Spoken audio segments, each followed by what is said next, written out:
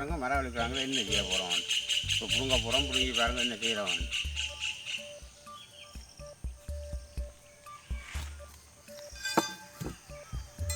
Chain போட்டு தான் பிடுங்குவோம்.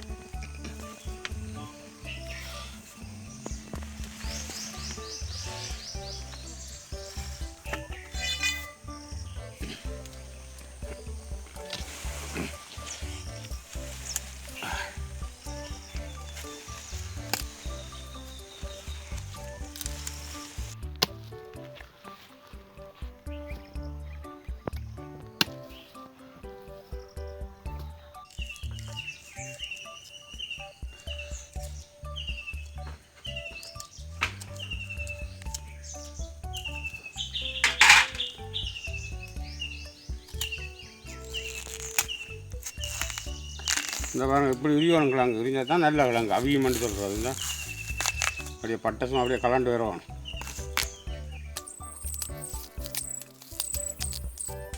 விரிச்சாச்சு பாருங்க கழுவிக்கொண்டு கரண்ட் செய்கிறோம். அது இப்படி செய்வோம்.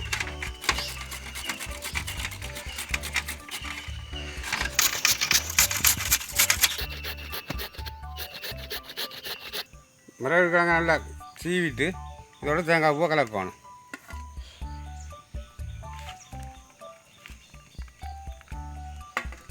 கலந்துட்டு கொஞ்சம் உப்பு போட்டால் காணும். உப்பு கணக்க தேவையில்லை. இல்லை சீனி போட போகிறோம். மஞ்சள் தூள்,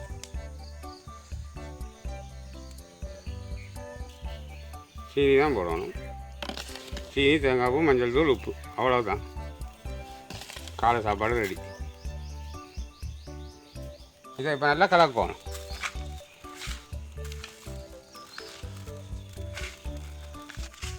நல்லா கலந்தால் தான் சீனி, உப்பு எல்லாம் செய்யணும்.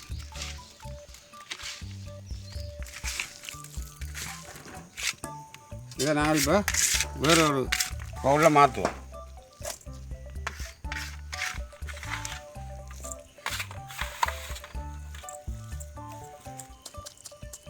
நல்லா அமர்த்தி அப்படியே நீட்டாக வைக்கணும். மேல் பக்கம்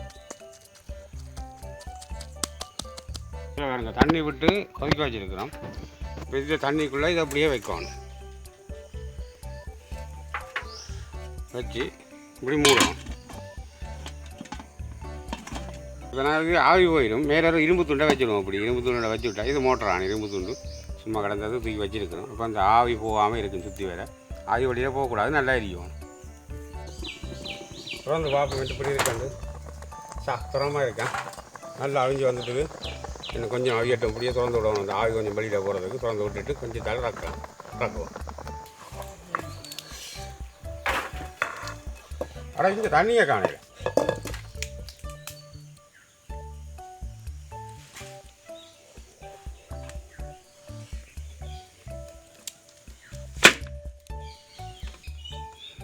அப்படியே இருக்குது.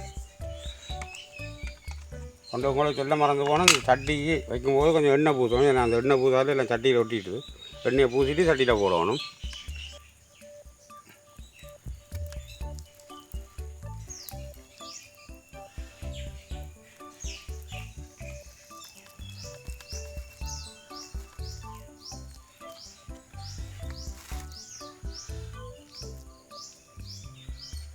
இது ஒரு ஆளுக்கு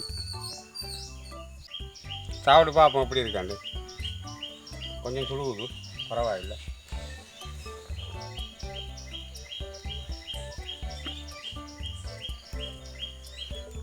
அந்த மாதிரி இருக்கும்.